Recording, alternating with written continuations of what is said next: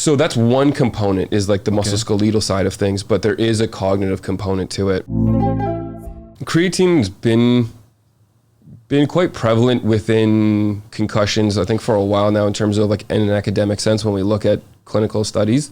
I think now it's slowly becoming, in certain elite level sports, a lot more prevalent as we understand more and more about its neuroprotective and its cognitive benefits, and you're starting to see it leak out into more public senses. I'm not too sure on what it's like in its general practice of concussions, but what's it doing exactly? I mean, creatine, it goes towards muscles, doesn't it? So that's one component, is like the musculoskeletal side of things, but there is a cognitive component to it.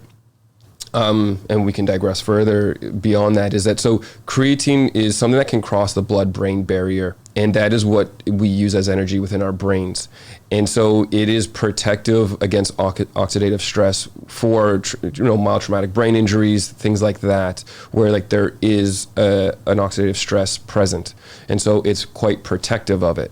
So you're seeing, let's say, there's various studies coming out with certain doses which are pretty high, but you'll see a lot of elite level athletes where there is a lot of head contact taking creatine for neuroprotective, because it does obviously help alleviate any oxidative stress that can then be induced via concussion, right? So there's a protective component to it. One, two is then, let's say if you just weren't taking it prior to a concussion sense, it will help alleviate symptoms because it does have protective mechanisms to reduce your oxidative stress within a brain injury that is currently transpiring.